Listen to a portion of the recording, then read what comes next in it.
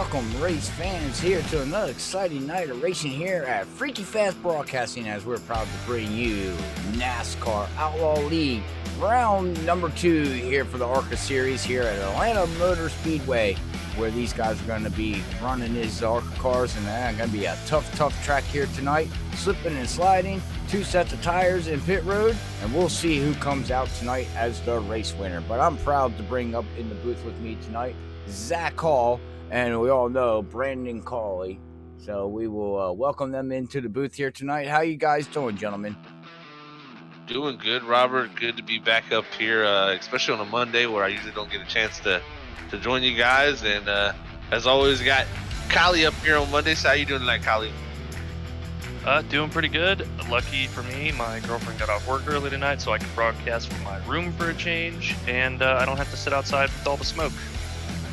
Oh, wow, yeah, that actually, I didn't even think about that, actually. So, yeah, the air quality not too good there. It would not be fun to sit outside right now. But, yeah, man, we're here at Atlanta tonight with the NASCAR Outlaw League, and we got the K&N cars as usual on Mondays here. What are we to expect tonight, Kylie, you think?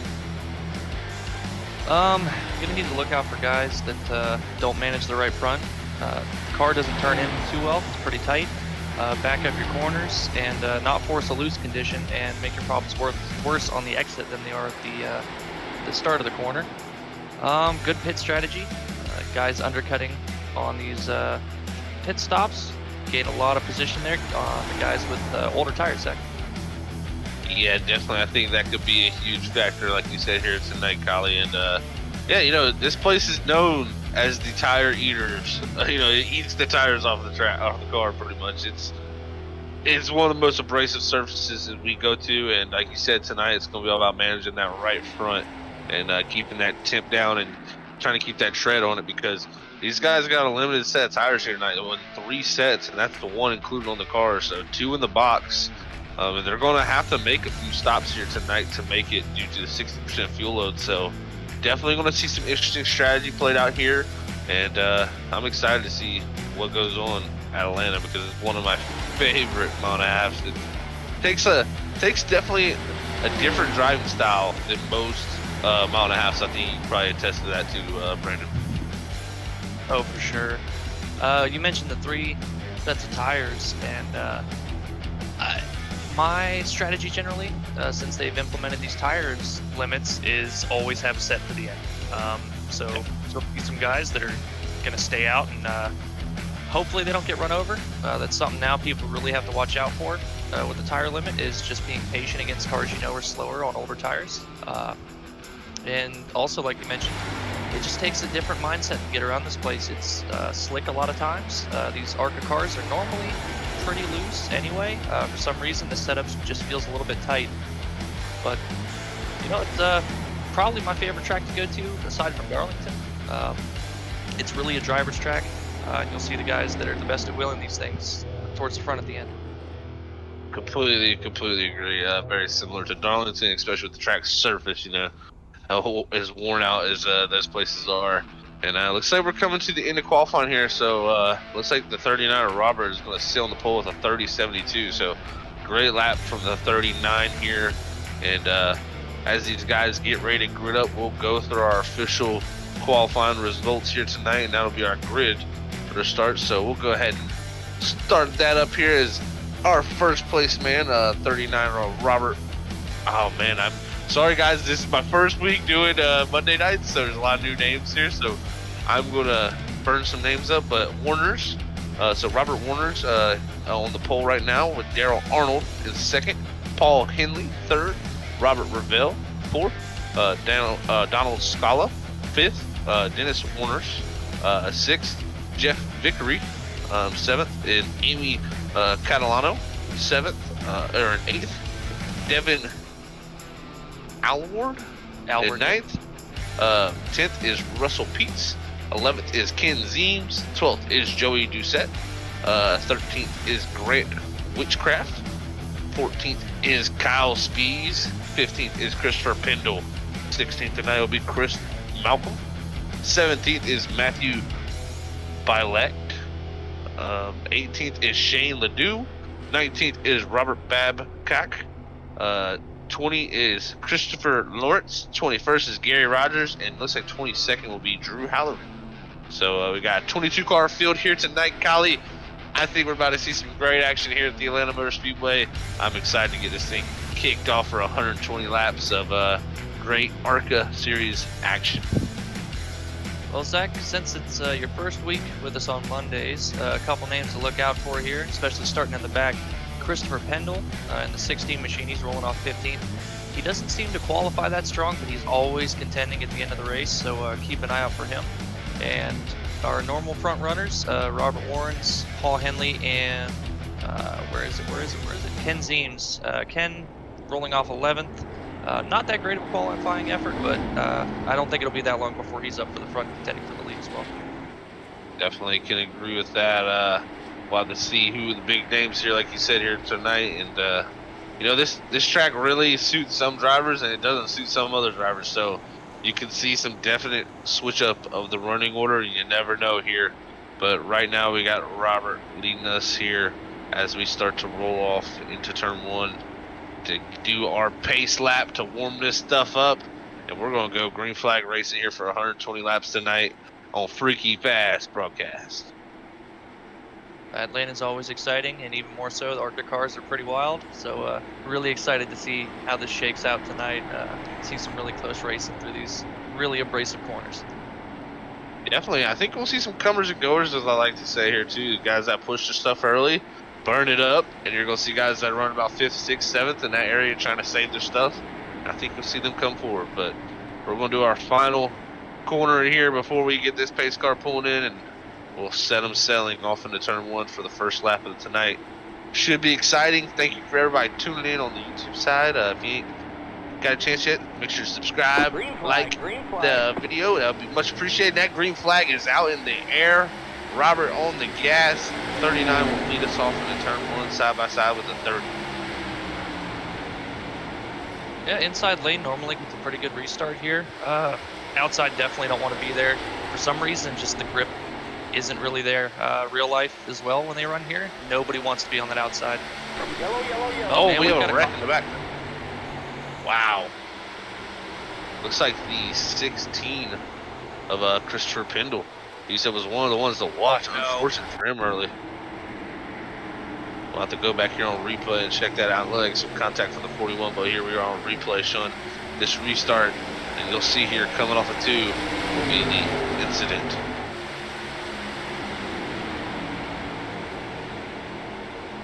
So here they go through 1 and 2 on the replay.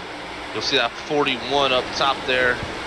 Gets a little bit loose, as you see, kind of hard to see, but oh man, right into the right rear quarter panel of that 16, sending him straight headfirst into the wall. Then it sends the 41 down to the inside wall. So early here, 2 cars in major trouble. The rest of everybody else did a pretty good job of missing that, though. Well, good news is that they have a quick fix, so he'll be able to get back out. But man, you do not want to have to use that quick fix lap 1. Necessarily, yeah. 41, you know, easy mistake to make, especially on cold tires.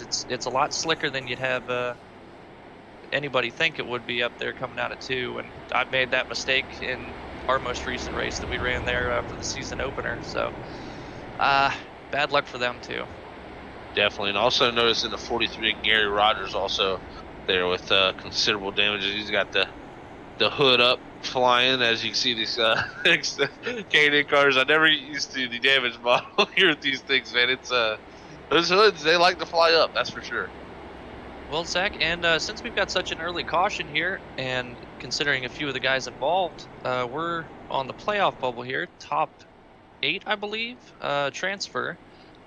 So I will go ahead and run through those numbers real quick, seeing as a few of those drivers were involved in this most recent accident. Those drivers would be your top 12, Daryl Arnold, Devin Alward, Brandon Browning, Paul Henley, Shane Ledoux, Christopher Lawrence, Gary Rogers, Donald Scala, Kyle Speed, Jeff Vickery, Dennis Warrens, Robert Warren, Ken Zeems, and that'll do it.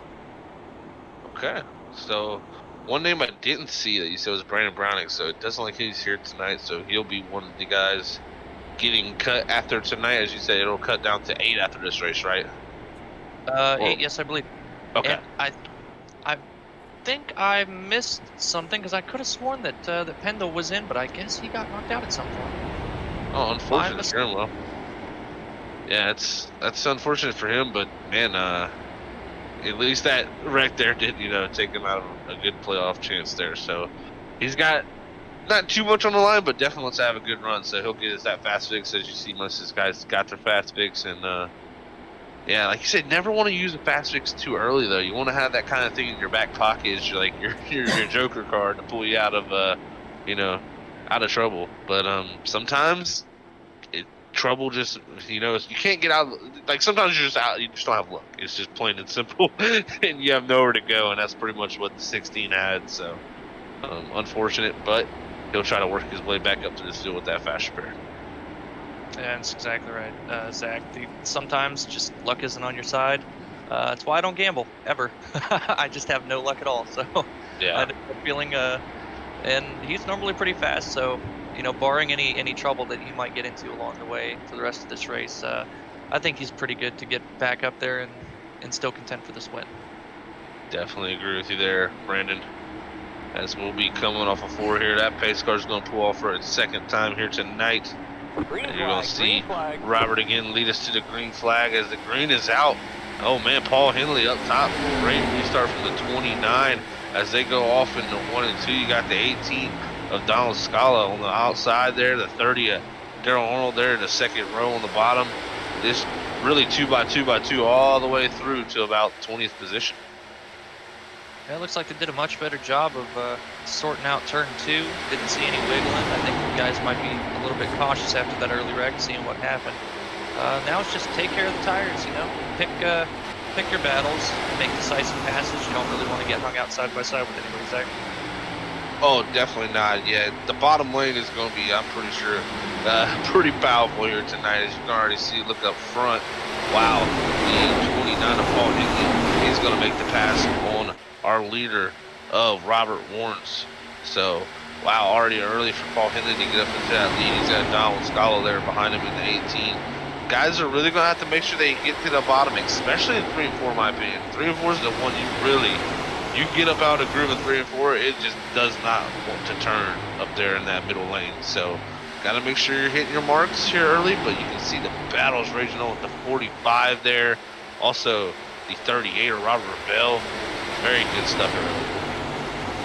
And like you touched on, normally here, most of my experience is in the Cup cars, and the way I look at this track is you have to pick the set of corners that you are the best in, and that's where you try to get your time and just minimize losses in the other set. Is turn 3 and 4 normally pretty snug. You don't have to worry about the car stepping out too much, but you definitely can't overdrive it, whereas if you're able to wheel it, you can really gain a lot of time in 1 and 2, just with the way that the banking transitions on the backstretch. You can step the back end out and really pick up some speed on the guys ahead of you. Yeah, completely agree. We're right on the back bumper of Robert Rebell in that 38. He has a whole hornet's nest behind him there. You can see behind him he's got Amy there in the 45 there car. Also the 17 of Jeffrey Dickery and Devin Ackerman. So great stuff here early on. It looks like we've got some cloud covers coming over too. The track's darkening up a little bit. We got the 44 into the wall after a little bit of door contact. Nearly's got it gathered. Nope.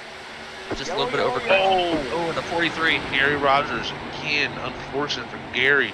That's going to end his night, most likely. Yeah, that contact, if he did, it looked like the first bit of contact was bad enough that he'd have to use his fast repair, so this one should finish him off. Severe engine damage on that one. Yeah, definitely. And that started there with the 44 of Devin, but here we're going to ride with Gary Rogers as he's going to come out of 4 here, and then in the 1 and 2 you're going to see where he has really nowhere to go with that 44 up against the wall and kind of losing it. And here's the replay. So you can see already the smoke kind of billowing, and there's the 44 bouncing off the wall. The 43 really nowhere to go. Oh man, huge hit to the rear end of the 44. Knocks the front end of that car off. There's bumper covers flying. There's pieces of cars everywhere, man. There from that little hit. That's pretty crazy stuff for the damage model. And now that is actually this time. Correct this time. I didn't make the mistake. He is one of the drivers that needs to make that cutoff. So Oh, he's going to have to be really careful now. so the 44 is right. Evan Outward in the 44. Yep. Yep. So early issues for the 44, one of our playoff contenders. At the rebound from that, as we're looking up front here, who our leader is Paul Henley. He did a good job to get the lead there in that 29. Only thing I worry about is getting a big lead. Too big a lead here at this track can sometimes equate to eating that tire off. So we'll have to see how that works out for him. Maybe he some people, there's a thing, some people don't have to go slow to save. It's just a lot of times being about smooth and not putting too much wheel in that car and not overheating in that right front. Yeah, it's an art really to be able to run fast and save tires. It's something that's very difficult, but if you can do it, it's such an advantage. And you always think when you see somebody jump out to that big of a lead, if you're running second, you're like, all right, I'll see you in a little bit, bud. Go ahead, and then you just never reel them in. It's incredibly frustrating to be on the back end of that. Definitely is. Some guys just they know how to just go fast and save. It's definitely an art, like you said. So yeah, we'll have to see how the 29 can handle that here early in this race. Well, Zach, Paul Henley, he normally is a guy that plays the tire strategy pretty well. When I was talking about saving a set for the end at the top of the broadcast, he's normally one of the guys that plays that same strategy, and I think you'll probably see him skip out on tires the first time everybody else comes in, and then once those tires start to even out, he'll be right back up there and charge to the lead when they come in for the second set. Definitely, that's definitely a good strategy. It also can hurt you though too. If you don't get that caution and you have that set, then it's unfortunate. You're kind of playing with these tire strategies like that, you're kind of playing the guessing game. I mean, if you come in early, take that last set, and the caution never comes out, you look like the hero. If you come in and don't take that set and save it, and then the caution doesn't come out, then you just look completely like, man, well, that ruined my race. So it's definitely a two-sided thing, and it just matters how these races play out. I mean, if you feel like there's going to be cautions, then I think the best thing is to save it for sure. Well, Zach, it really hurts me that you would bring that up, considering that's normally I try to play the same strategy, like I said, and talking about luck, I never seem to get lucky and have that caution work out where I can use that last set that I saved. But sometimes people they have that rabbit's foot stuck in their back pocket, and they just know when to throw the last set on perfectly. That is for sure, Larry. I'm just saying, definitely, yeah, there are people that definitely they got some pretty good luck, I'd say, when it comes to catching timely cautions. So it's a thing of racing, though. So that's one thing you got to monitor as always and pay attention. Sometimes it's just better to follow those guys who got the rabbit foot, I guess, right? Yeah, I mean, there's the old saying, rather lucky than good, and good only gets you so far, I guess. That's very, very true, man. Definitely is. And this pace car is about to pull off, and we'll get our third restart of the night here at Atlanta Motor Speedway and see what these gentlemen could do. Is we got a good little gap there from the second row to third row. So see if these guys can tighten it up. And there comes the 18. He's going to say, all right, I'm getting up here. 45 2, and there's the 38. So pace car is off of the racing surface. That green flag will wave from Barney here any second. There it is, Barney waving his arm off as they go off down the front straightaway into turn 1 and 2. Let's see what kind of action we can see here. Looks like the 39 actually crosses our finish line first, so he's gonna be dead sideways with Paul through 1 and 2. Can he fight back on that outside line? Paul a little loose on the bottom. 39 with the better run. Yeah, and the way that I look at it, it always seems like the outside in turn 1 and 2 is preferred, but just how snug 3 and 4 is, the bottom is where you want to be, especially early in the runs.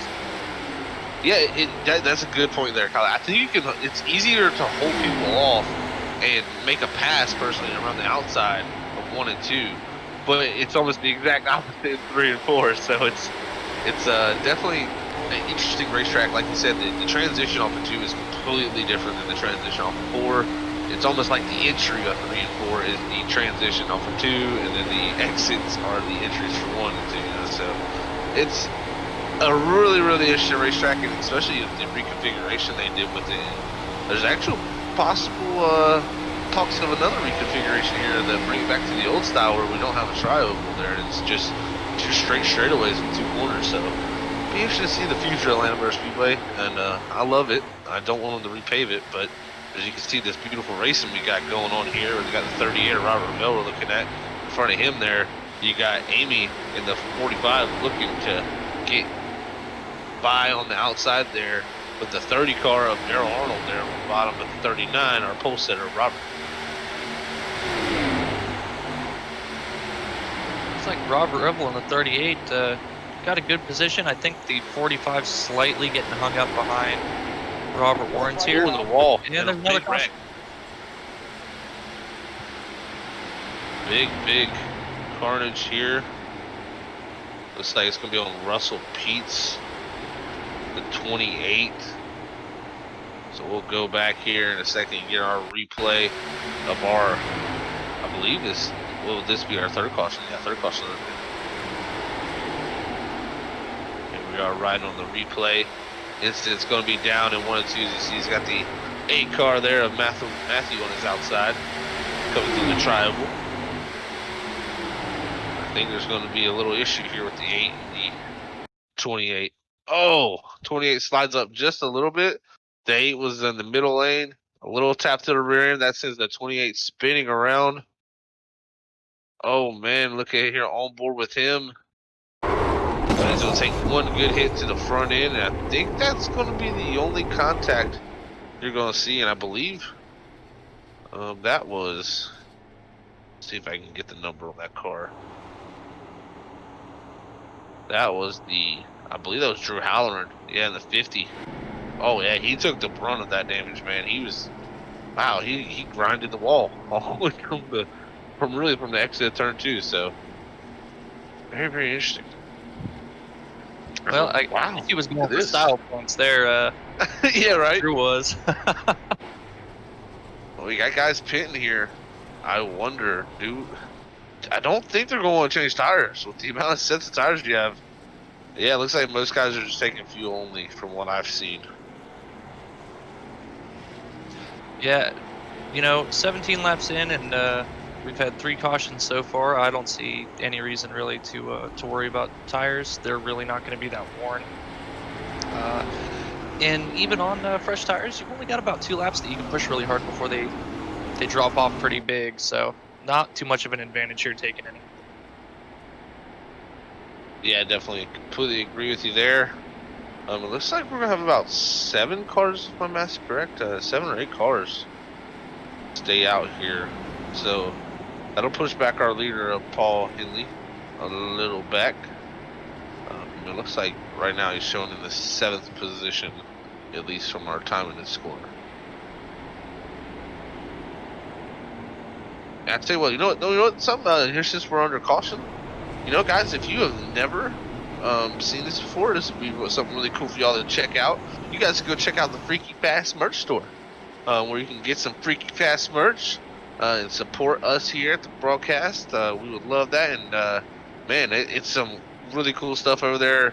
I mean, I'm telling you, you got all types of items to buy there. I mean, there's clothing, there's phone cases, there's stickers, there's shower curtains, there's bedspreads, there's our Robert has gone crazy with the amount of merchandise you can get. He is bringing the merch to the people, and I just put the link out there on the YouTube chat. If anybody's interested in that, go check it out. All types of merchandise found on the Freaky Fast shop.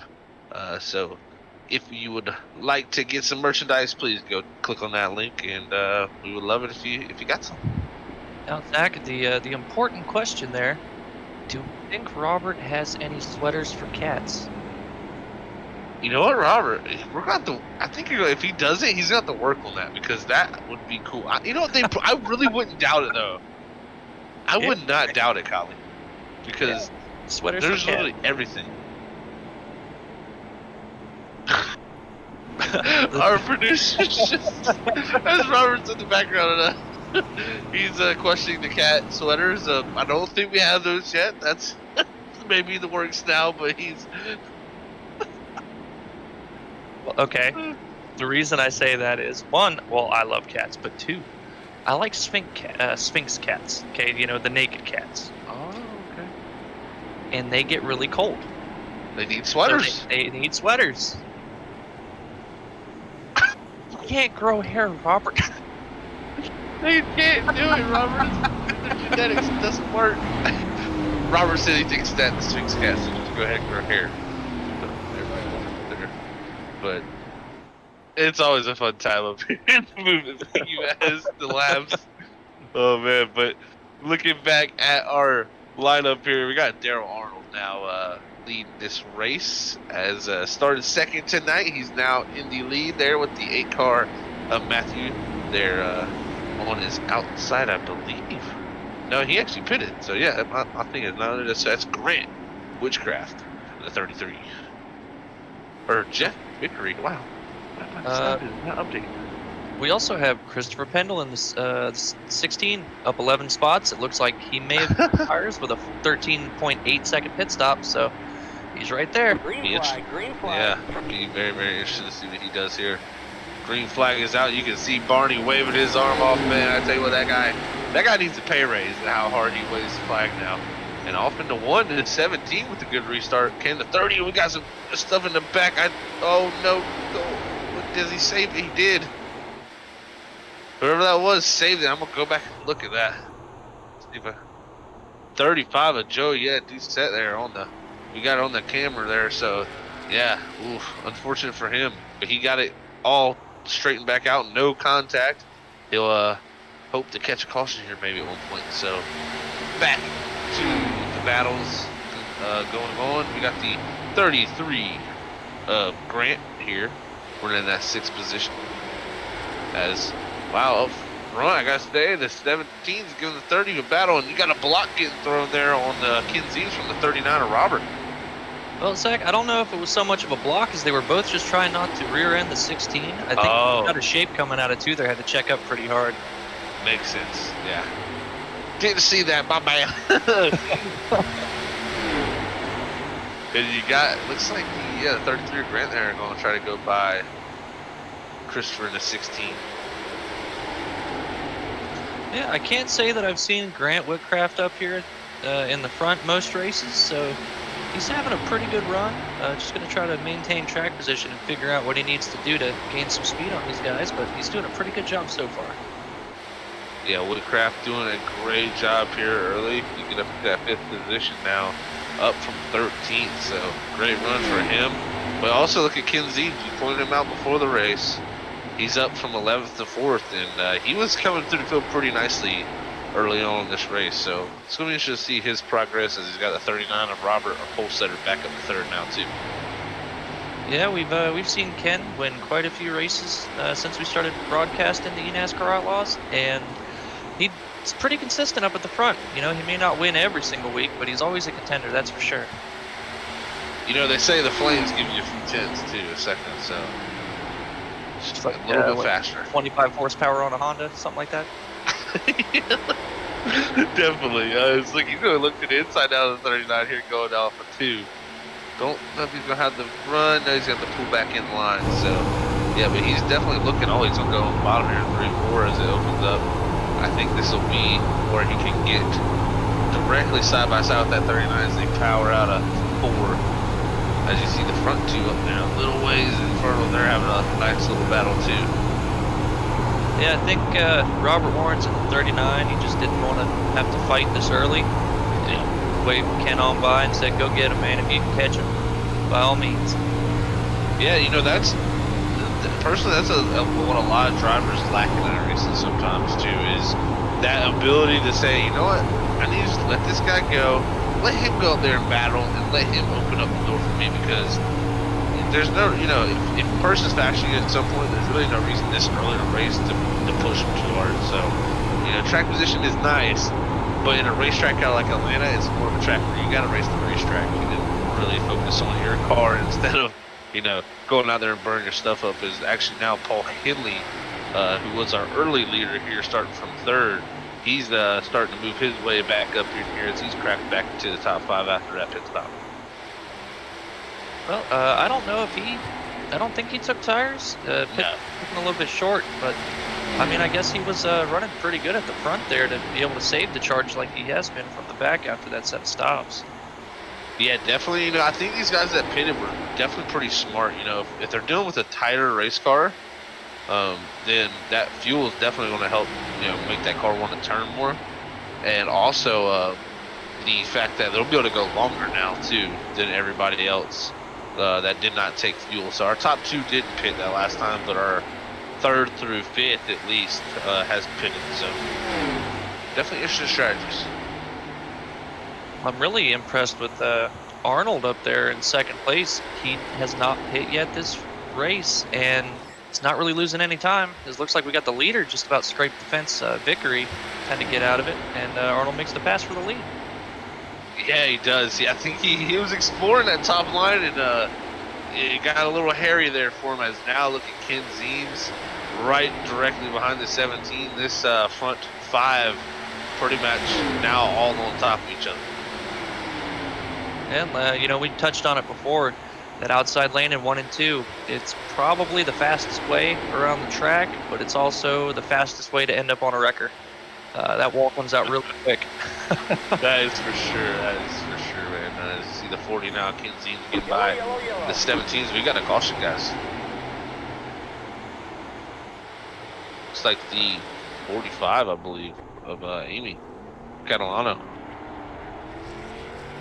So we'll go back here and check out what happened to the 45. And I think what you said about the wrecker, the outside of turn 1 and 2 might have come to fruition there, Kylie. What's up with you and jinxing people, man? I don't know, man.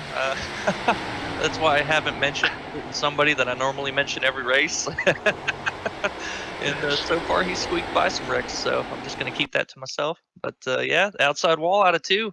It's just the way that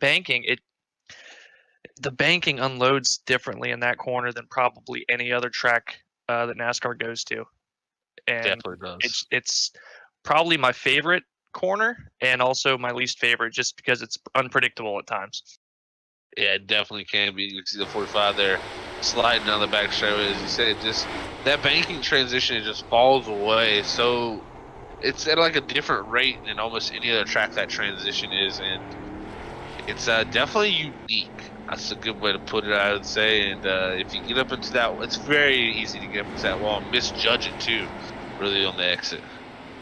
Yeah, looking at it, it's as opposed to most corners that will, flatten out almost once you've gotten to the end of the corners, when it starts to flatten out from the banking. There's about 300 feet to maybe 400 feet where you're still in the corner and the banking is flattening out, and that's why it gets so loose. Now I think I've seen the 30 of Darrell Arnold. His car did jack up on the left side only, who was our previous leader coming down. So right now you're seeing Robert Vell, who did stay out on that 38. So different strategies here being played. I know Ken Zeems and the guys ahead of Darrell have not taken tires again. They have decided to just fill it back up with fuel, which I think is the smart call. I mean, you only have 2 sets in your box. If you go start using them 33 laps into a 120 lap race, you're going to run out very soon. Well, I kind of like the call by the 30. Yeah. He's taking left sides now. It may not help him too much. He may gain a little bit of speed from where he was on that original set, but he's got that right side for later in the race. They have 10 laps left and there's a caution. He's still got that right side. Now it may make him a little loose, but there's ways. You mentioned the fuel. If he can keep the fuel load low when he has to throw that set on, that could be a lifesaver, and it could be the race-winning move. Completely agree with you there, man. There's so many different ways this could play out. That's the beauty, personally, of the tire limits. It really adds a whole flair to the racing, and like it's something that you never know when it's going to be a right call or when it's going to be a bad call. So we'll see how that plays out for the 30, and it's definitely something I'm super glad that iRacing has brought to us. Well, you know, Zach, something I with these tire limits is the guys that are consistently fast all the time, they hate it. Yeah. But the guys that aren't always the fastest, but know how to play strategy to get good positions, they love it. Definitely. It's annoying as a driver. As a spectator, it makes it, you know, even that much more exciting to watch these races, because you never really know until the end anymore who's gonna win. Yeah, that's the thing. I mean, personally, before tire limits, like you said, you never really knew about who would win now, who wins now. Yeah, before it almost seemed like, well, that guy's just been the dominant guy. You know, it's fixed set up. You're not going to change your car. You know, yeah, you can change your driving style. The track changes a little bit, so sometimes you do see those guys overcome the guy who's been dominant. But a lot of times, you know, it was just a, you know, pit now, get 4 tires, everybody comes down, and kind of a routine situation. Now, you're seeing guys that literally, like you said, that don't usually have a shot at a win, that have shots at wins now just because they played the strategy right. And that's the beauty of it, you know. In real racing, you don't have unlimited sets of tires. You can't just throw on 4 sets of tires every time you run 5 laps. They'd be out of money very soon. So I think it adds a very realistic approach to the way racing should be.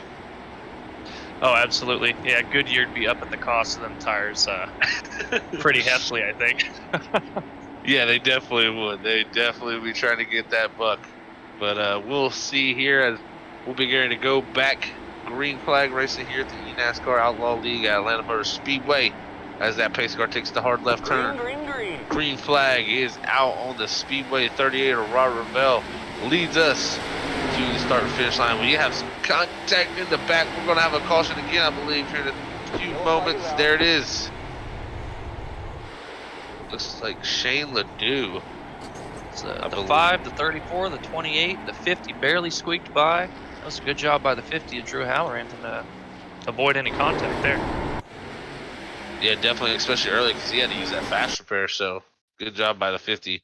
But you can see here on the replay, the 5 old tires restarting. That's, you know, this is a couple.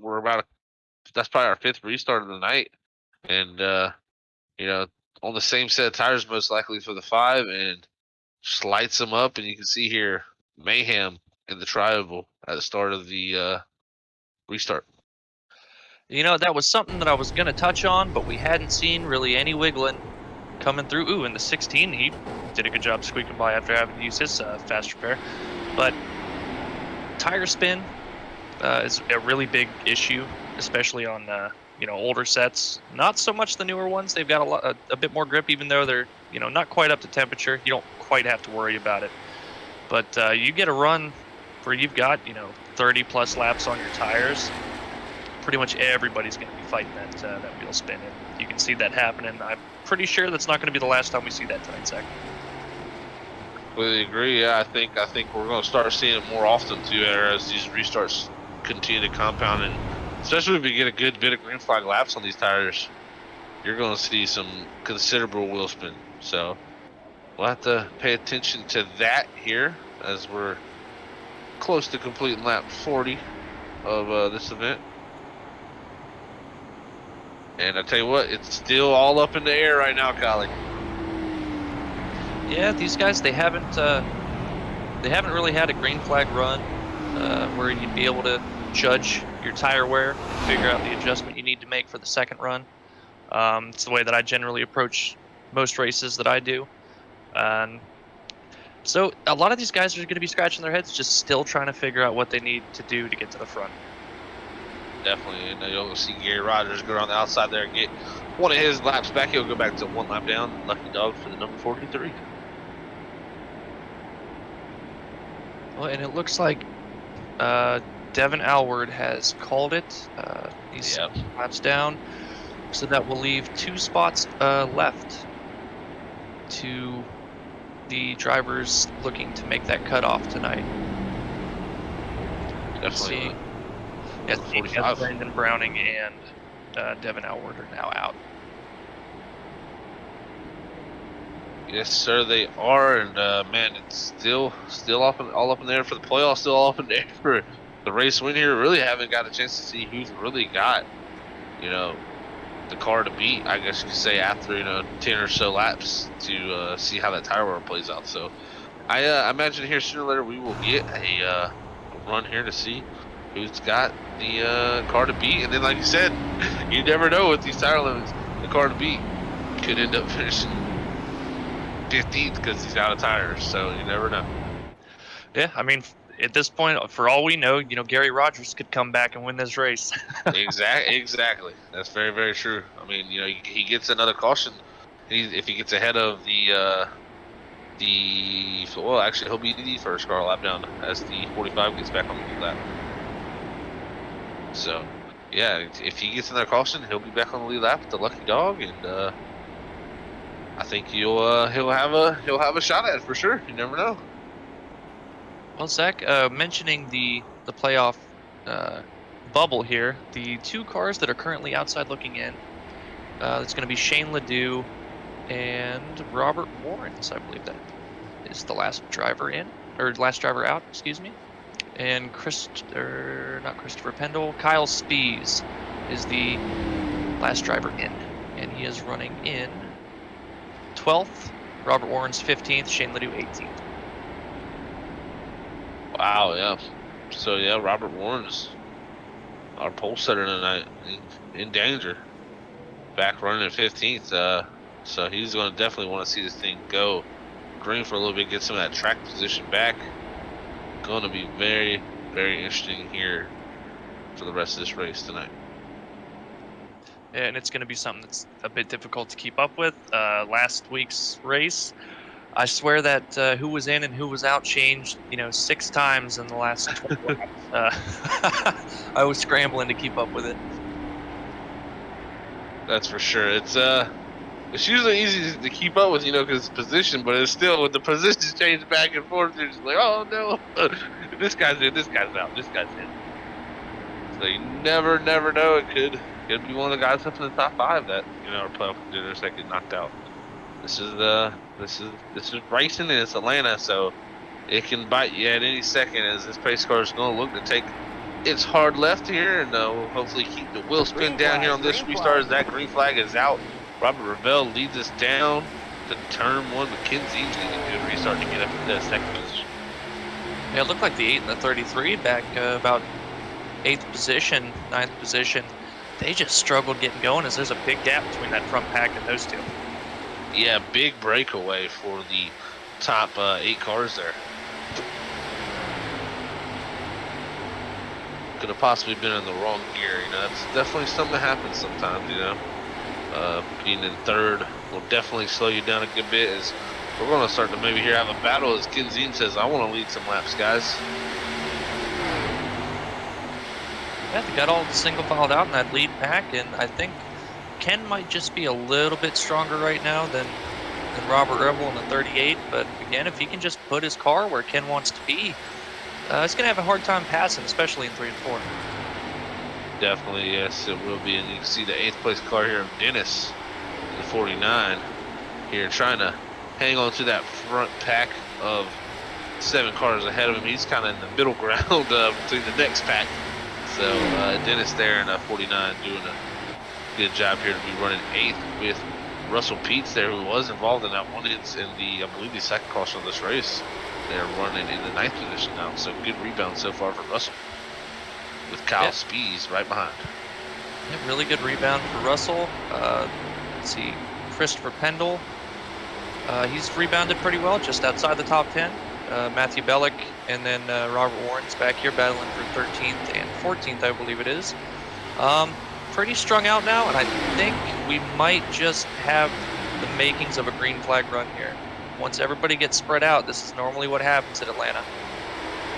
It definitely does. You normally have, is somebody up front. I think it was, who was that? That is 30 of Daryl Arnold. Ooh, big moment for him, Brown moment, as I like to call it. As we come up with 2, pretty much pointing towards the inside wall. It's a great save by him there in that 30, and he's going to push himself back to that 8th position now. Yeah, I'd rather lose a couple positions than wreck the car, so. Yes, very much so. Back north. Definitely always better when you save it. Definitely a scary moment, but always a good one when you save it. Is, man, they are battling hard for that, around that 5th position. Looks like the 9, or no, the 17 of Jeff up into the wall. He's gonna have the 30 and the 16 coming down to his inside. Look how much momentum he lost. Again, another good job by the 17 keeping it or getting it out of the wall. Normally that thing just sticks to it like glue, and you have to put so much wheel into it to get it off the fence that a lot of times you'll spin it. Ooh, he's in it again. Oh, I almost jinxed him. Yeah, he's a good save again. So, yeah, great job by 17 to save it there. You're going to have the 28 starting to look to his outside. I think he's going to be able to clear the 28 unless 28 has a mega run here before. Looks like 28 does have a decent run for most speeds. Setting himself up nicely for a nice pass out of 2. If you can keep up the momentum, you really want to clear that guy before you get into 3. And if you can't, maybe try to pinch him down. Looks like he just had to check up a little bit, so he's not going to complete that right now. But 39 looking to the inside of the 17 now. Yeah, Robert trying to rebound back from that track position loss there. He's going to pass the 17, move himself up into that 10th position. And a quick note on the 39 of Robert Warrens. He had a 29.5 second pit stop the last time. Not sure if he took tires. He looks a bit quicker than the guys around him. He may have just saved a little bit, but I guess he's fixing a little bit of damage, Zach. Yeah, interesting. Didn't see him get any, but very possible that's what played out, you know. That's wild, though. Looking back up front, the front 2 kind of broken away, but the battle for 3rd with the 18, the 29 of Paul Hindley is really, really great battle. Well, as I mentioned earlier, you really don't want to get stuck side by side with somebody, and this is why you lose so much ground to the people in front of you, and everybody behind you gets to catch up. Definitely does, and I think Paul's going to clear. Yes, he does the 18 of Donald. They're off in the 3 and 4, and now you got the 16 of Christopher Pendle going around the outside of Christopher Lawrence. The 18, he's got to, I believe he has to have some fresher tires. 16, I'm sure he does. I don't know if you want to make that move, many more times and burn him up, but wow, you've got him might as well use it. That's for sure, as he goes to that 3rd position now for Christopher Pendle after an early wreck here for him in this race. It looks like we got the 34 on the apron out of everybody's way, but he's really slow. I think his engine might have expired. Unfortunate for Robert Babcock. As a ride on board with Christopher Pendle here in the 16, you'll see him go straight to the bottom and run that Kevin Harvick line. And I can't remember who it was in the broadcast last week with me. It was Wednesday night. Someone used Kevin Harvick. They were Harvicking. They gotta do the Harvick line. So they used Kevin Harvick's name as a verb, and that's a pretty good way to put it. I mean, if anybody painted the white liner on this track, it's probably Kevin Harvick. You know, I've seen plenty of races with Harvick do that. I've been to at least one race here in Atlanta, and I don't know how he manages to keep the car down there like that. I try it every time I run here, and I can't seem to pull it off like he can. It's so smooth, and the apron here is so uneven on the bottom of the corner. It's amazing that he can do that. It's even more amazing that it's become a verb. Exactly, and that's it. Brian was like, man, it's actually a verb now. He definitely brought that up, but look at 16 now. We've been riding a little more with him. This has been a great shot, as he's definitely got some fresh tires. As he has run the 40 down to the inside of Ken Seams now, and he's going to try to get himself up into that lead as he's trying to chase down Robert Ravel in the 38. Zach, riding on board with Christopher Pendle. It looked like he made a slight mistake on the exit of 2. He just clipped the apron. Can be a bit dangerous underneath somebody because, like, the way that banking falls away that we mentioned earlier, you're not going to have the grip to keep the nose from sliding up towards the wall. And it's really easy to get into somebody when you hit that apron like that. Completely agree with you there. That's very easy to do. You can already see he's already within striking distance almost of Robert Revelle, and that tires here are just so huge. You know, it's something that cannot be mistaken. The tires are just amazing. When nobody else, especially when nobody else has them around you, you feel like Superman. Cough, cough, Larry. Yeah, right. And if the strategy plays out well here, you never know for the 16. It could, if it goes green to the end, he's sitting in a pretty good position.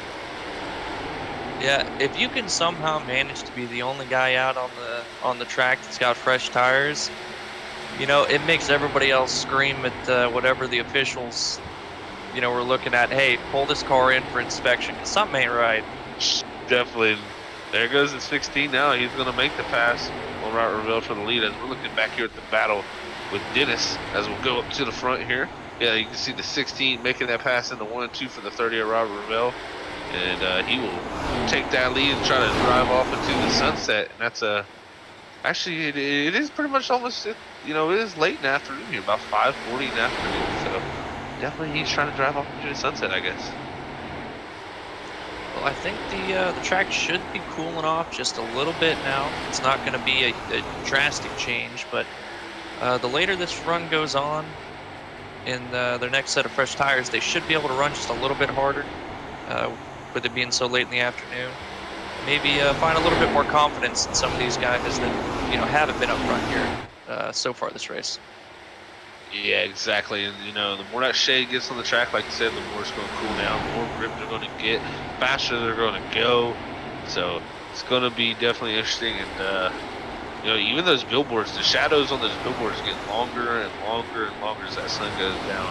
And that just covers more of that racetrack down in 1 and 2.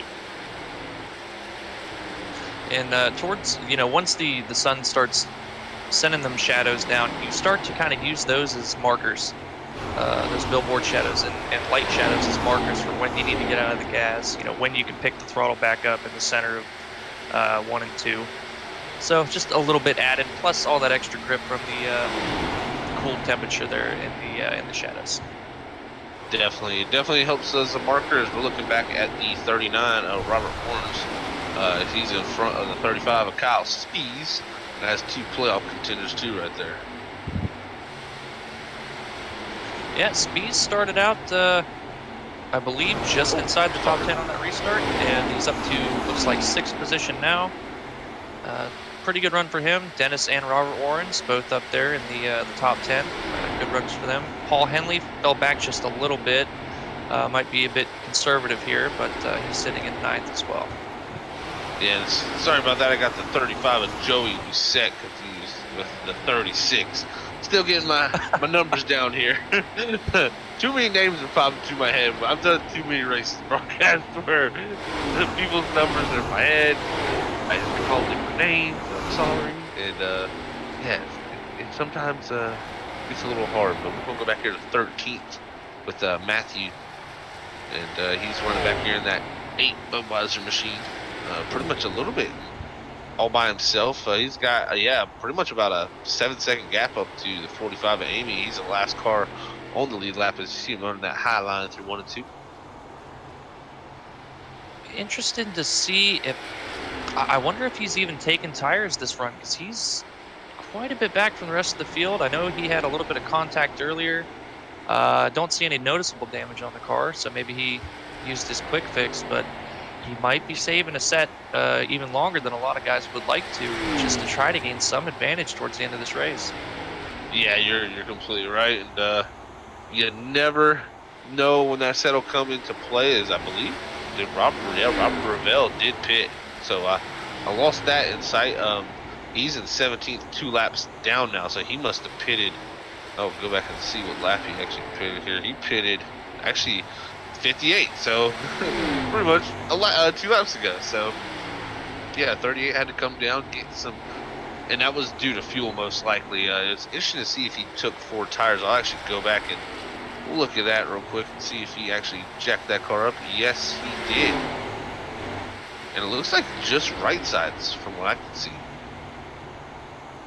I don't know if I agree with that. I mean, I feel like everybody's at this point, you know, we've got the long green flag run. Everybody's got spread out.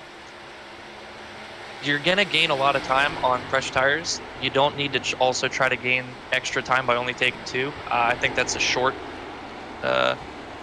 short-sighted plan. Maybe he's got some kind of strategy that I haven't thought of yet, but it doesn't work out in any of my call books. Yeah, I'm just watching him right now. He's pretty free right here, with them right sides being a lot newer than the left sides. And you know the thing about that too, Kyle, is he didn't really gain much time because he had to take a full fuel load, and he sat there for a while after the right sides went down. So really, you don't gain too much time if you have to take more than 1 can of fuel. Yeah, that's exactly right. You know, if you've got to take a full fuel load, there's no reason to not take 4. You're going to be sitting there for the same amount of time. And, I mean, you're really just burning up a good set of rights for later in the run when you might need them if there's a caution closer to the end. Yeah, I completely agree with you there, man. You know, it's one of the things where you take a risk like this. I mean, looking at the lap times, he's only running 31.85 last lap. And he's ended his last run about 32.58, 32.80s. Well, he actually has a big moment coming off the 2, and I think that's just the right side tires just overpowering the left side of the car, and it's making that car want to rotate a lot as a little bit of a blink moment there for him too. So, yeah, that's a tough call. As we look up to Joey Doucette, up in front of the 18.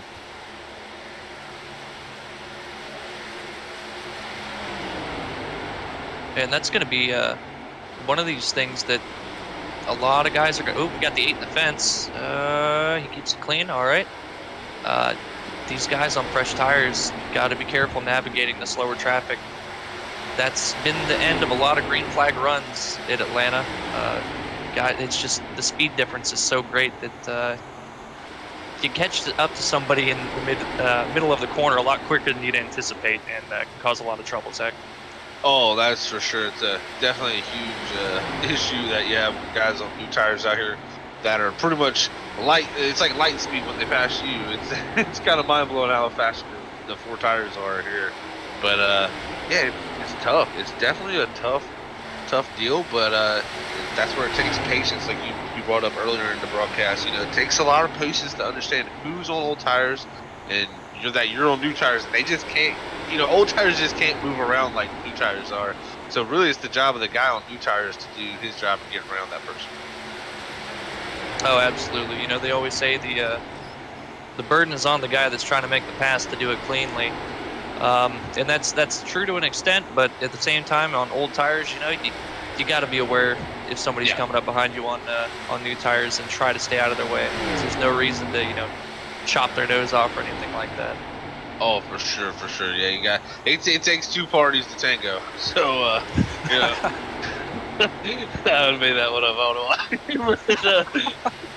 Why did that go in my brain? We don't know. That's Mac-ism, I guess. But you're looking at Joey Doucette, the 35, and our broadcast, our Robert up here is making fun of me now. So I'm gonna go cry in the corner for a little bit. Robert's joking with it. That makes me giggle. But, looks like we got some more pit stops happening though. Looks like Kinsey, yes, Paul Henley too. The 28 or the 29. So the 40 and the 29 of Kinseems are pitting here. I think the 30 and the 28 are coming in this time by. Daryl Arnold and who's 28? Russell Peets. I believe Kinseems only took rights. Interesting. So some right side tire changes being played. And if he only took rights, it was a 15-second stop, so he got a full fuel load, 2 cans. Again, don't agree with that at all. Yeah, it's interesting. I wonder if they took lefts early. That's the only thing I can think, Collie, is they took lefts early in this race. Now they're taking the right side. They have one set left, and they're going to have to make one more pit stop in this race. They're not going to be able to make it to the end here. So that's my only thought process right now, is that that's what these guys have decided to do. Well, you're bringing up that point, Zach. That's, the only way that I could think that you would take rights as well. They put themselves in the box where they used lefts earlier, and they have to use, that set of rights eventually. And it's weighing whether you take the 4 fresh tires now and maybe get stuck on the right sides on a late restart, or take the 2 now, know you're going to be loose, and know that you can have a fast, stable car with 4 fresh tires at the end. Yeah, I think that's what they're playing. If they go ahead and waste those 4 tires now, it's going to hurt. Especially because they'll take just the 2 right sides, for that next stop. It's going to be tough. Very, very tough situation as a driver, what plays out for him here. So I believe that Robert Revelle had some type of issue also, because I can see Ken Zeems passing him, who's only 1 lap down. Robert Revelle is 2 laps down, so his pit stop, or pit sequence, did not go down as well, as he was actually in front of Ken Zeems when he pitted. Looking at the timing, Zach, it looks like Robert Revelle might have gotten a speeding penalty, because his pit stop was 54 seconds. That's exactly what it was. Yeah, he got an excessive speeding penalty. So, yeah, definitely a huge hit for him there. I believe it's a 30-second hold. So, yeah, big implications there for the 38. And also, he pitted earlier. I see Ken Zeems going on down the road here. We're showing him on the screen. So 40 Ken Zeems going on by. And Zeems currently sitting in 6th position, it looks like. Nope, 5th position. Making a lot of headway. I don't think Christopher, our current leader, he has not hit yet. So I think he might be stretching it out, hoping for a caution. I don't know if that would help too much, or he may be just trying to wait to pit until these guys have got a lot of wear on their tires, so he gets a bit of an advantage. And going back and looking, because Ken Zeems did run his fastest lap of the race on these tires, he did take 4. And I think he had yet to take tires this whole race, so he still has a set in his box, I believe. Because I don't think I've seen Ken Zeems, jack up the car all night till that point right there. So I think he may have played it pretty well, I must say, if he's still got a set left and has 4 right now. Absolutely. With 4 fresh tires now, he's going to be able to make up a lot of ground, especially for how long that Christopher Pendle was out on the track after everybody else pit. It looks like Pendle has finally come in. And then having that extra set at the end, he's in pretty good shape if this thing goes green. I don't know if... I think Pendle ran out of gas, guys. Yeah, he did. He went 1 lap 2 extra. He ran out of gas in 1 and 2 and had to roll all the way around. That is disastrous, as he is creeping across the pit entry at 28 miles an hour. Oh, this pit road's going to be an eternity for him. And please, if he misses his box, yes, that's the one thing you can't do. Don't roll past it, or don't stop too early. Got to be in the box. We'll see as he is coasting down pit road to his box, and yeah, he literally ran out right into one. It started to sputter. And he's too far back in the box. I think he's too far back. He's done. That's it. That's race over for him. He's got the tow. And like we said, you just don't know who's going to win. That's 2 big mistakes from 2 of our leaders in Christopher Pendle and Robert Revelle. And he still has a tow, guys. Well, there he goes now. He just towed, so... Yeah, he's going to have to take a tow now, and that is a race ruiner right there for him. You can don't want to say you can kiss away his playoff chances, but you never know how long he's going to sit there. He's going to go multiple laps now. I'm not sure who is on the bubble right now, Kylie, if you know. Looking at it here, right offhand, it looks as though it'll be Shane Ledoux and Russell Peets, I believe. I'll double check that real quick. I believe Pendle's going to be behind both of them. Or he's out of the playoffs. He's not in the playoffs. Oh, that's right. Never mind. Yeah, Never mind. That was my mistake earlier. Yeah, man, I should have never listened to Collie. Gosh. No, but that was my mistake. I forgot that we corrected that. So yeah, and so right now you said Russell Peets and Shane Ledoux. Correction, it is Shane Ledoux and Daryl Arnold. Shane Ledoux in 13th and Daryl Arnold now in 12th. And the first driver in at the moment is Jeff Vickery, 17. He is currently running 9th. Ooh, so very close. Still a lot to go here at Atlanta Motor Speedway. Tell you what, Ken Zeems is in 3rd right now. We're looking at Christopher Lawrence, who's actually run down Donald Scala up front. You're going to see Christopher Lawrence go to the bottom past that 18, move into that lead here. So 20th to the lead for Christopher Lawrence tonight, and you're going to see Ken Zeems now behind him past the 18. So yeah, Lawrence on 3-lap old set of tires compared to Zeems. That's if he took tires, because Zeems is reeling him in pretty quickly. His last lap was a 31.9 to Christopher Lawrence's 32.3.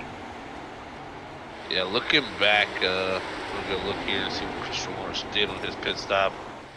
He did take 4, so he pitted on lap 66 of this run to Ken Zeems' 71, or 70. So a little bit of fresh tires for Ken Zeems. That's gonna move him to that lead spot now in front of Christopher Lawrence. This looks like we have the 33 falling another lap to leaders. Out of 2 that last time by, the 18 scraped the fence a little bit. Didn't seem to have any damage, just enough to slow him down and allow the 36 of Kyle Spees to catch up and take over that 3rd position. That is so. Kyle Spees now up to 3rd, like you said. He's moving forward pretty quickly. I think he'll be in 2nd here shortly. Yeah, he is on a mission. He is on 1 lap fresher tires than what Ken Zeems is, pitting on lap 70. Last lap looks to be pretty even, or actually a 10th slower than what Zeems ran. And looking at Donald definitely he pitted on lap 57, so he did take 4 tires also. So yeah, you can just see the difference in about 10, 12 laps on the tires. Yeah, and I've just been following Donald around the last couple laps, and it just does not look like he is happy with that car at all. He's just muscling it, and it's a good buddy of mine likes to say, swatting bees inside the cockpit. Yeah, that's a good way to put it too. I say swatting flies. Yeah, fly swatter out there hitting them and stuff, but it's definitely one of those things that you got to work the wheel here when you're struggling, and it can get really tough. And Kyle Spees now up in the 2nd position in that 36 machine. So top 3 are starting from 11th, 14th, and 20th. So big movers for the top 3. And as we have Paul Henley that is caught up to Scala, looking to make the pass for the 4th position going into 1.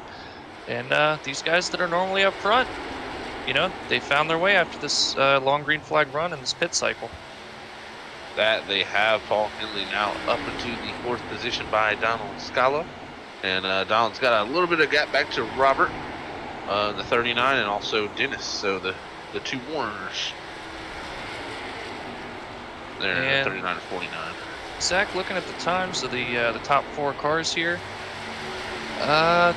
they're separated by about 2 to 3 tenths between them, all running pretty similar. But right now, the fastest among them is 36 in 2nd position by about 2 tenths. Yeah, Kyle Spees really starting to run Ken Zeems down. Actually, now, like I said, 2 tenths quicker there this time. See if he can continue that charge, and these guys will have to make 1 more pit stop before the end of this race. And Kyle's going to have to be careful with exactly how much He's catching him. You know, you've got a gap, but you don't have to make up that whole gap in 2 laps. You'll burn your tires up real quick. Just slowly eat into it. You'll get there. Yeah, you're completely right, Collie. Like, you know, it's easy to see that, you know, that trophy out in front of you, right? Sit there in your mirror and your windshield getting bigger and bigger, and it's easier to keep pushing a little harder, trying to gain that gap. But you put tire temp in these tires, man, it's hard to recover that back out. And you know, it definitely takes some slow laps to get that heat out. And he cannot overdo it, but he is continuing a little to gain each time. That was a couple hundreds that time, so Kenzine's definitely a little bit quicker last time, and it's definitely a little interesting lines here too. These guys are running the middle of the track. Yeah, it's something that I've noticed in the last couple races that I've done here at Atlanta. Towards the middle to end of a fuel run or pit cycle, you kind of want to be straddling that seam off the bottom line through 3 and 4. It just seems a bit faster than trying to load the car up enough to go down and hit that white line. Definitely does. This is right on board Paul Henley, trying to run down Christopher Lawrence. You can see right in front of him there in that 9 machine. See him breaking that wheel off in the 3 and 4. You can see him there with the 39 actually of Robert. So Robert must be considerably faster. He's running a 32.45 to the leaders 32.68. And Robert Pitt, he's got the newest tires out of the top 5 right now. And then Dennis Warren's in 6th position, also pit on the exact same lap. So those guys are going to be coming to the front in a hurry. Again, same thing. You don't need to make up all that time at once. Still got a good handful of laps here to go. The most interesting thing is, let's see, yes, he did take 4 tires. He did not push very hard, it seems like, when he started his run here. He just, took off at about a 31.9 and never really went hard. Oh, wow, and on board, Paul hit the wall. Unfortunately for that 28 or 29. It doesn't look like he has too much damage. Just settle down. He's still got one more stop here, I guess, in the next 30 laps. So it's plenty of time for damage you're probably not going to have to fix, especially if it's a green flag run. I would not even worry about it. See how it shakes out. Just put yourself in a good position. 39 of Robert, man. Kyle Speeds actually took over the lead. Wow. Kyle Speeds, 36, up to the lead. He's putting a gap to here on Ken Zeens, actually. And Robert in the 39 is coming like crazy, too. He is making his charge up through this field. Yeah, even, it goes to show, we were talking about tires pretty early, that only 2 laps, and it made that much of a difference.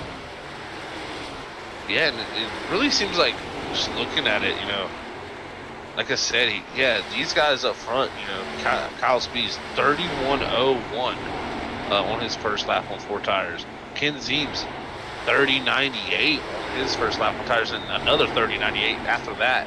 Looking at Robert, he really was easy with the tires. 31.95, 31.76, 31.72. Really never overpushed it, saved his stuff, and now look what has happened. It has come right into his hands. Yeah, and as they say, give up time now to gain it back later. And he's done it so far. He's still got a good gap toward Kyle in the first position, but he's still got 15 laps, and maybe get a caution here, bunch him back up, and he'll have a little bit better shot at it. But now just got to be smooth. Definitely, it does need to stay smooth. Continue to run 32.50s as Ken Zeems at 32.89 to 32.77 in front of Kyle there. So 0.2 a lap quicker than the leader, 0.3 a lap quicker than Ken Zeems. And both the leader, Ken Zeems, and Kyle Speeds definitely moved their lineup, and so is the 39 has too. Can't forget about Dennis there in the 49 too. He's actually moved this up over fourth. And I didn't say it earlier, but You know, Kool-Aid Man of 49, Dennis Warrens, he is following Robert right up to the front. We might get a Warrens podium here. See who the third one is that sneaks in there. That's right. You never know. Get the Warren's podium here. You never know. These guys are running great times right now here, and Robert continue to close up onto the back bumper of Ken Zeems. Yeah, looking at the lap times as they come across here, he is 0.2 quicker than Ken and 0.1 quicker than Kyle. So slowly evening that lead. That he is. And it'll be interesting to see. Do these guys pit for the last time? Do they wait to see if he catch a caution? Kyle's pitting right now. he literally read my mind. As the 36 leader comes into the pit road here. He slides through. Oh no. He misses the entry and slides into the grass. So that's going to be a penalty for Kyle, the third leader, with a penalty. Oh no, and that sets it up for a Warren's podium. I don't know if they can make it from here. But I mean, as fast as they are, I would imagine them to come in the next couple laps. Wow. Unfortunate for Kyle Speeds, and that definitely will be a penalty, as now the lead transfers over to Ken Zeems' hands. But I don't know how much longer Ken Zeems will be able to hold on to this lead. I don't imagine it's going to be that long at all. Their laps have evened out a bit, but I think that's just Warren's being cautious and patient, trying to get around him. Definitely has been. There comes Ken Zeems. There comes Robert Warrens to lead, to come down the pit road. Dennis stays out. Do a great job getting slowed down here for pit road. No mistakes here in your box, though. Yep, this is the money stop here. You do not want to mess this one up. Ken Zeems nice and easy in his pit box here. We're looking on at 39. 39. Ooh, stopped a little bit short. Oh. Yeah, he had to just go forward just a little bit. Shouldn't cost him much time. He might come out just a little bit behind Ken, but not that big of an issue. Definitely not a huge issue for the 39 there. He's got Ken Zeems in front. What does he do this time? I don't think you can save tires this time. This is less than a 20 lap run. I think you have to go as fast as you possibly can. Yeah, 18 laps to go. Oh, Ken it's Ken. Zeems. Oh no, Ken. Right on the banking transition. That's going to be possibly a caution, and that's going to hurt Robert. Oh no. Yellow. And there it is. Caution is out. Oh, and Dennis is on pit road. Does it play out perfect for Dennis? I think it will.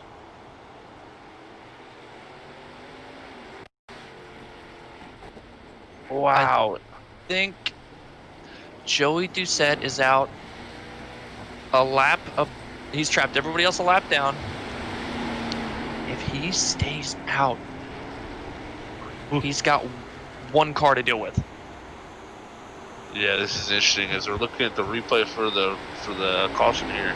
You see Ken Zeems on the flat, goes up onto the banking. There's a little banking there on the one lane on these aprons, and that right there sends him around. That de-wedging of the car just was enough on cold tires to send Ken Zeems around. I was watching him, and I saw him. He was opening the gap up on that flat down there, but I knew coming to the exit, that flat, it gets hard to turn once you get down there.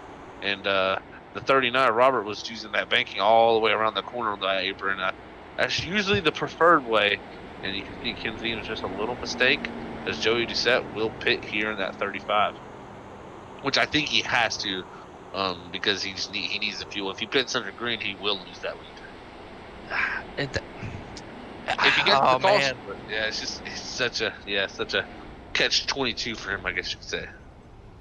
See, if I'm Joey, I'm risking it just to keep everybody else a lap down. Right? Because the one car that you're going to get on the lead lap with you for the lucky dog, he's not going to pit again. So you stay out. There's another caution real quick. At worst, the next restart you pit, you come out third. Yeah, very, very true though, Colin. There, you're taking a big risk, but you're also if you get if you get to the point where a caution does come out, then you're sitting pretty nice. But he decides to pit, and that will swing the lead over, I believe, to Donald Scala. Yeah, Donald in first, Robert Warren's third, Christopher Lawrence, Paul Henley, and then Dennis Warren's shaking it up. If I'm Donald, I am going to be very afraid right now because it has not worked out well for any of the leaders so far. Wow. Yeah. I think Robert's going to be happy to see this. Dennis, not so much as he just pit, lost a few positions, looks like, and Paul didn't sound too happy about it either. Yeah, it's definitely interesting, and it's unfortunate that that happened. I think Ken Ziem should actually, I believe, I don't know if he's been sitting on pit road this whole time, but see it where he comes out too, as he was the car that brought out the incident. So, man, this is about to get crazy here, guys, and make sure everybody out there watching and listening here, gonna run any green flag laps tonight. We just had a pretty long green flag right there, so yeah, got 15 to go. If anybody out there watching has not subscribed, or hit that like button or thumbs up button here on YouTube, we would be much appreciated if you could hit those buttons for us, get us our viewership numbers, and we would really appreciate your Freaky Fast. And thank you all for viewing. Zach, I would like to point out that not only did Ken spin off pit road from what would have been the lead and it cycled back around, but now I believe he got some type of penalty. He is a lap down and currently sitting the first car outside of the playoff bubble. Oh man, Kyle everything. Speeds is the next car a lap down who is just inside the bubble. This lucky dog position that they're going to be fighting for is going to probably decide who advances and who doesn't. Wow, man, this is intense stuff here for the NASCAR Outlaw League ARCA series. It's that's a game changer. You know, those two up front were battling for this win with the 39 and the 49. And now they're sitting in there possibly going home and not being able to have a chance at a championship here this season. Yep. And like we said at the top of the broadcast, man, towards the end, that bubble shook up a lot last week, last Monday in Kansas. So we'll see what happens here in these last 15 or so laps. Looks like we're going to have 13 when they go back green. That's what it looks like, Kali. So that pace car's going to pull off. Maybe for the final time tonight, the 18 Donald Scala is going to lead us to that green. Green flag is in the air. They take off. Donald leads them across the start finish line and down into turn 1 and 2. What does the new tires of the 39 do? Really good job so far by the 18. He's fighting pretty well on that inside, but that just the run on the outside, there's nothing you can do about that. That is for sure. 39 powers his way down the back straightaway now. The 20. Oh, the 29. Oh, no, Paul. Hit Netco. What a save. What? And that opened the door for Ken to pass Kyle for the lucky dog. Wow, and the yellow's out. And he gets it. Wow, yellow out for, I don't know. I guess that it was an admin caution. Admin caution. Interesting. I guess due to that 29, I mean, the 29 of Paul Henley had the save of the night. That's the All-State Good Hands Award. Yeah, just a little bit of contact, sent him sideways. Great job to keep that thing from either playing it into the nose first into the wall or hooking back down in front of everybody else. They got around it. Kyle Spees had to check up just a little bit, and Ken Zeems was able to make the pass before the caution came out. I'm not sure exactly what they threw it for, but I'm pretty sure Ken doesn't care. Ken likes it, I'm sure. That was I'm sure Kyle Spees is not probably too happy about it, but man, that changes everything. So that puts Kyle Spees out now, doesn't it? With Shane Ledoux. Yep, Kyle Spees and Shane Ledoux. Kyle Spees looking like he's going to be the lucky dog, so he's hoping for another one. He is hoping that something happens in these last 10 laps to allow him to get back in and run somebody down. I'm sure he was hoping really that the 29 wasn't going to be able to save that and pick up a freebie. Yeah, because he was ahead of him while that initially happened. So, wow. And I also know Kyle Spees, he pitted a few laps before these guys. So, a little less fresh tires. Probably was unable to hold off the 40 of Ken Zeems. That's what you've seen, man. That is a game changer. Yeah, these knockout races, it's intense, every single one of them. When points don't matter, you don't need to lead laps. You just got to beat the last guy that's in and not be the first guy out. And it's really stressful, and it causes a lot of tempers to flare. That is for sure. Very much so, man. This is going to be crazy now. This is because Ken Zeems might get back on the lead lap here, but if he gets caught up in anything, it's night over for playoffs. So now it's definitely not over for Kyle Spees yet. He could still get a caution, get that lucky dog, and Ken Zeems could get caught up in something. You never know with racing, man. It's always never over till that white flag flies and the checker flag, So could never discount. Our top four. Wait, 1, 2, 3, 4. Yeah, our top four are all on the ball or inside the cutoff. Jeff Vickery and Paul Henley inside Daryl Arnold. So Ken here's going to be fighting with Arnold for 10th place for that last bubble spot. And these four guys packed up here in the first two rows. If anything happens, it could take out all four of them. And they may have to limp it around with a busted up car, just hoping they've got a little bit more speed. Anything can happen at this point. It's going to be a crazy finish. That it is, man. It's definitely going to be pretty interesting.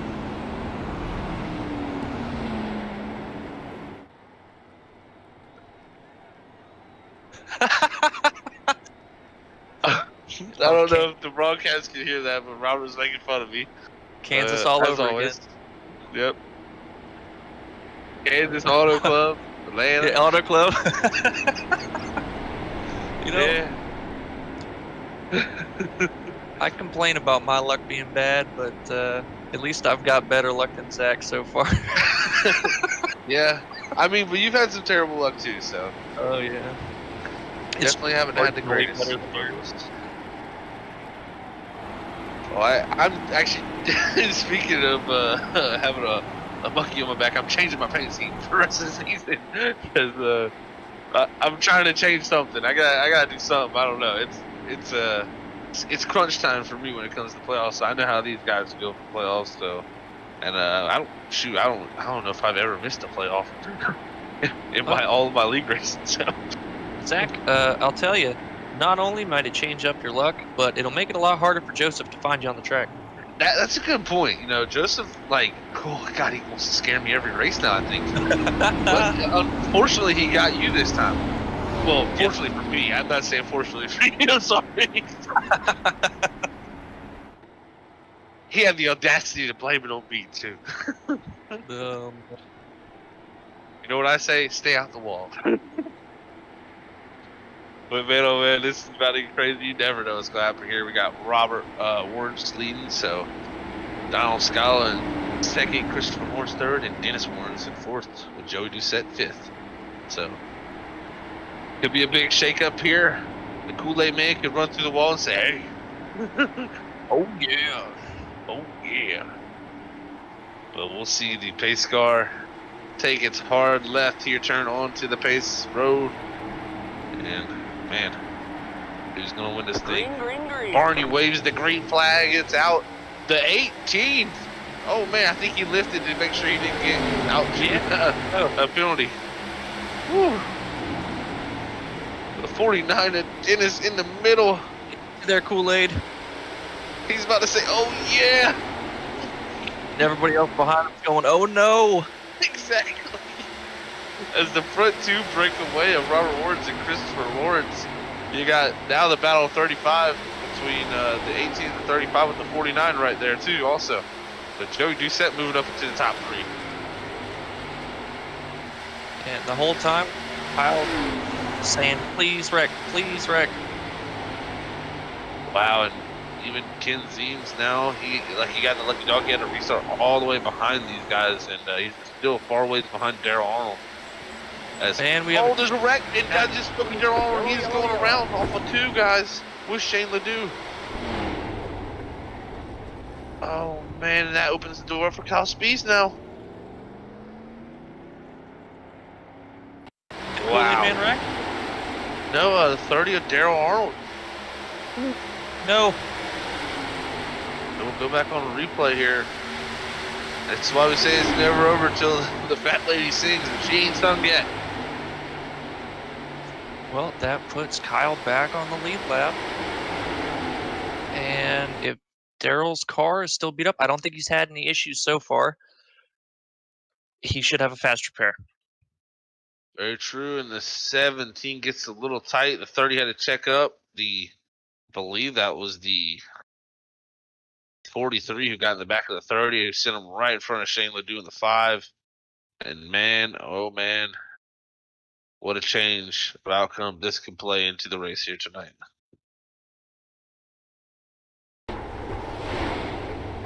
As the fans of Atlanta are cheering, I must say. No, hold on. How did Christopher Lawrence got by Robert Lawrence? Sequence somehow. He made the pass. I believe there was a bit of contact there. There was some radio chatter where somebody was not happy with somebody, and Robert was moving backwards as the 35 and the 9 made the pass. There definitely was some contact in the 1 and 2. Wow, and he'll now restart behind the 9. Not gonna be super thrilled about this restart if I'm the 9. Yeah, this is He's trying to go really, really fast. Definitely, you're going to want to definitely get away. As even Donald Scala fell back to 10th. He had some types of issues too on the back straight. He got into the wall off of 2 in the 18. So, and hit the inside wall pretty hard. So big moment for the 18 also. Man, this is crazy. Bad luck continued for Shane Ledoux. He had a chance to get back in it, got caught in that wreck there, sadly. So his night's going to be over with, unless something dramatic happens here. But I believe this may just be a green-white checkered. I believe. I'm not quite sure if we're close enough, but it looks like Kyle Spees and Daryl Arnold now are going to be fighting for that final transfer spot. But now the very bottom of that cutoff is Vickery, Zeems, Scala, Arnold, and Spees, and they're all nose to tail with each other. So this is still way up in the air. Dude, yeah, this is man, my stomach's actually starting to turn a little bit. I don't know why. I'm not in the car right now, but I get nervous for these guys, man. I just know the feelings that they're feeling, and it's not fun to be sitting right there knowing that your whole season could come down to this final restart. Well, and I was just about to make a comment on the last restarts of the race here being crazy. You know, I never like seeing a late race caution because nobody is lifting, and That's for seeing sure. 3 wide like that, man, it is my worst nightmare. I wake up sweating because of dreams about that kind of stuff. That is for sure, man. It's definitely nerve-wracking, and I know how it feels. So this is crunch time. This is where the moments of the race they really shine, and you can win the race here, or you can completely lose this race. And I'm thinking that 9 saying, please, 39, have a bad restart. 'Cause I think the 39 is going through any way he can find. He might use his I'm not sure if they're brothers or cousins of Dennis and Robert, but I think he's going to use some of that Kool-Aid, bust through that wall saying, oh yeah. And the good news, okay, so it is a green-white checkered, but the good news, Zach, At 3. the Warrens podium is still alive. It still is, that is for sure. We'll have to see how that plays out. This is going to be pace car lights out. We'll be going green next time by. Man, I don't know what's going to play out here, but we're going to call it the way we see it. Well, Zach, watch for a bad restart on the front row, and watch the 45 sitting in 5th. They've rallied back after some incidents earlier, and I know that they are a bit aggressive on restarts. So I'd be looking to see them make quite a move here going into 1 and 2.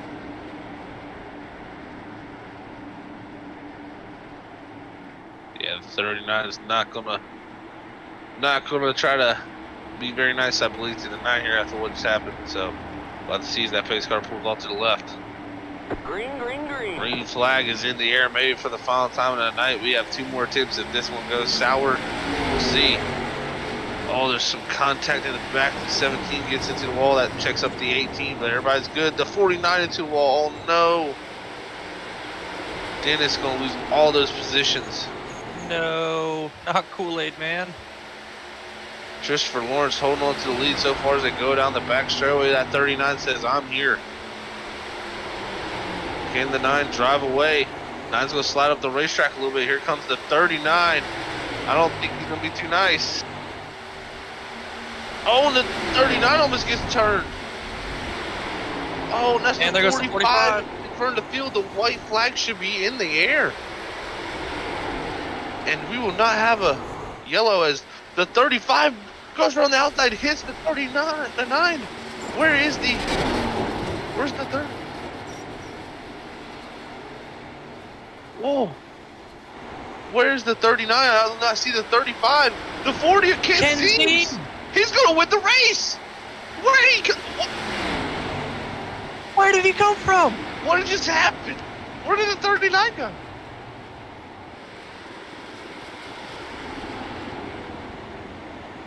They don't have an incident limit, so I have no clue how that all just played out. I believe Robert Warrens is now going to be eliminated. Once we get our final results, I'll be able to tell you here. It's flipping back and forth between he and Jeff Vickery on the scoring. What a crazy finish. Where Ken Seams, where did he restart? I'm going back and look at this, man. Same thing. Well, he restarted in I believe the 11th position.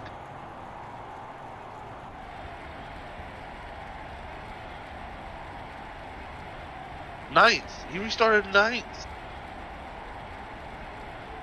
Better lucky than good. Oh, I don't even know. Joey Doucette comes home in second. Paul Henley in third. I'm lost for words after that one, man. Well, why Brandon and Zach try to gather their words together here for post-race interviews, we will be right back as we get everybody ready for the post-race interviews. So stay tuned and don't miss the exciting interviews that are coming up here very shortly.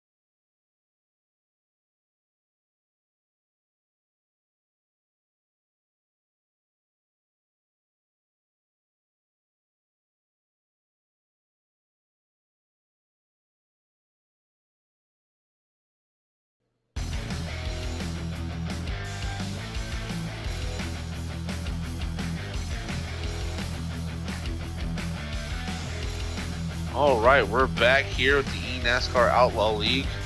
And man, oh man, what a finish we just seen here tonight. We'll go first to our unofficial results, and then we'll get talking with our top two, I believe we have here so far. So bringing it home in the victory tonight in the most unexpected way of my ever life in broadcasting. I've never seen nothing like that. Ken Zeems will bring home the victory tonight after the spin coming off a pit road, going a lap down. I don't even know. He won tonight here, though, in first place. Second will be Joey Doucette. Third is Paul Henley. Fourth is Russell Peets. Fifth is Kyle Spees with a great rebound. Sixth is Dennis Warnes. Seventh is Niall Scala. Eighth is Christopher Lawrence. Ninth is Amy Catalano. 10th is Daryl Arnold. 11th is Robert Warnes. 12th is Jeff Vickery. 13th is Christopher Pendle. 14th, Gary Rogers. Shane Ledoux will be 15th. 16th is Grant Whitcraft. 17th is Robert Ravel. 18th is Matthew Bilect. 19th is Drew Halloran. 20th is Robert Babcock. 21st is Chris Malcolm. 22nd is Devin Howard. So, wow, guys, what a crazy whole outcome there. I don't even know. We got our top two finishers. We don't have our third place man. So, I guess we'll get a talking with those. Kylie, would you like to do Mr. Doucette and I'll handle Mr. Zeems? Yeah, I can do that. Awesome, man. Well, we will get talking here with the second place finisher tonight of Joey Doucette, and here he is. Hey, Joey, it's Brandon up here in the booth, man. You got a copy? Yeah, I got a copy.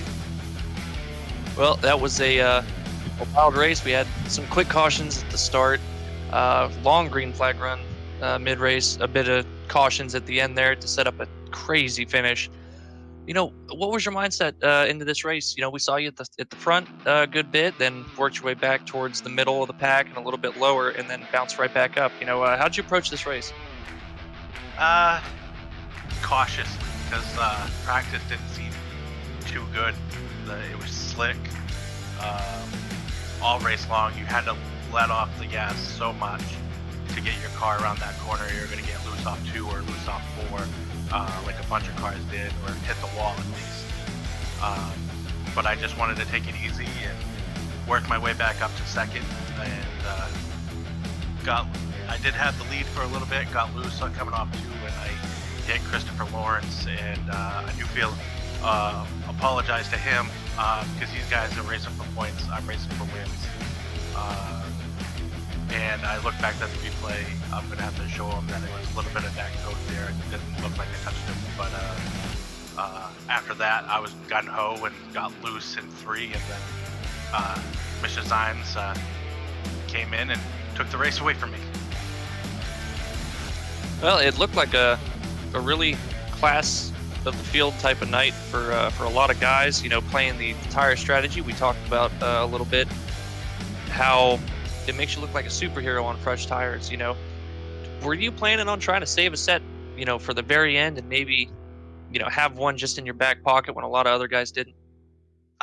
Yes. I ran about 60 to 70 laps on one set of tires.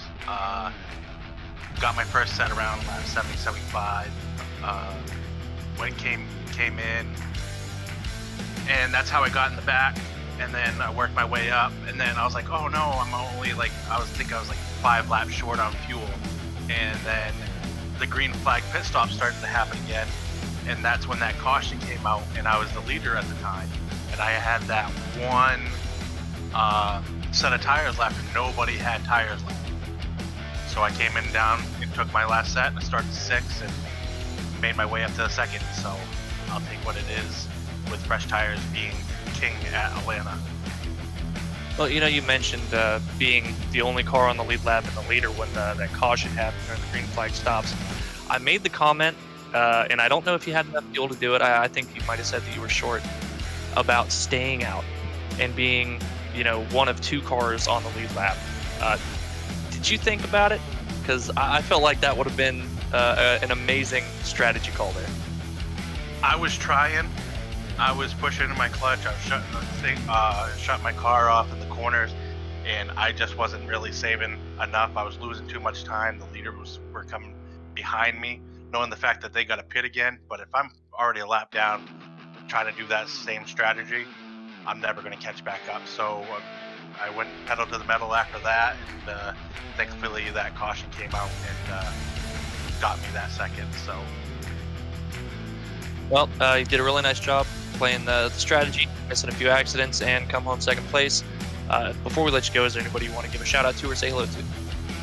just the team owner, No Shift Motorsports, Chris Pendle, the Army. I didn't have a big scheme last Friday for September 11th, and I just want to shout out to the ones that never made it home. God bless their families. 19 years later, it's still a shock today. So. All right, bud. Well, thank you. Enjoy your second place finish, and we will see you tomorrow night in the trucks. Sounds good. Have a great night, guys. All right, that was your second place man, Joey Doucette. What a crazy finish. I'm still reeling my emotions in from that. So, wow. Great interview there, Kylie. We'll go ahead and move on to victory lane, and I'll get to talk in here with Mr. Ken Zeems, your winner for tonight, and the most unlikely outcome I've ever seen. Hey, Ken, it's Zach in the booth, man. You got a copy? Yeah, I got you.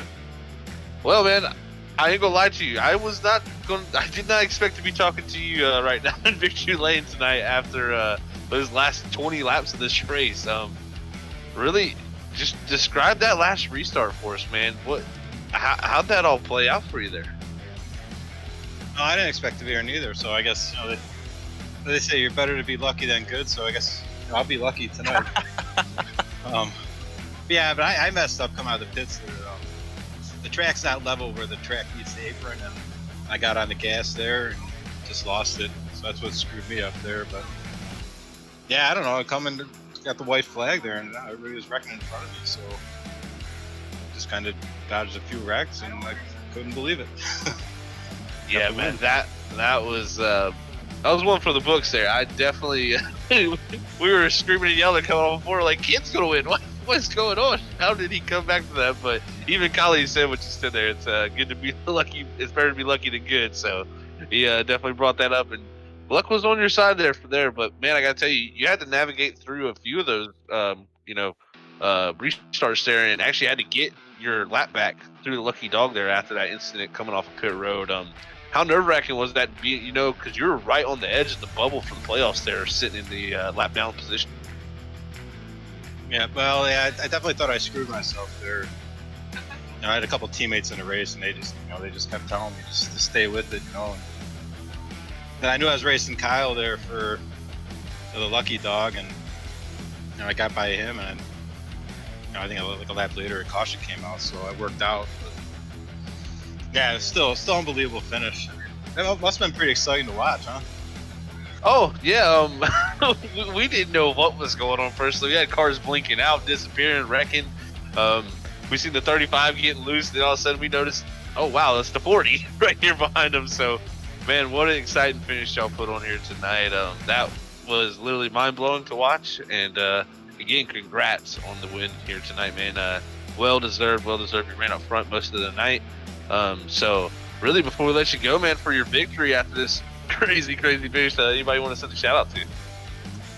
Yeah, I would thank all my teammates over at Abcar Esports and Chris Abcar. Chris does a lot for us as a team owner, and all my teammates are a great group of guys, and we had a lot of fun racing together. I had a couple of races with me tonight, so it was a lot of fun. Like I said, I appreciate everything they do. Awesome, Ken. Well, man, congrats on the victory, and congrats again going on through in the playoffs, and we will catch you next time here on the broadcast, buddy. All right, man. Sounds good.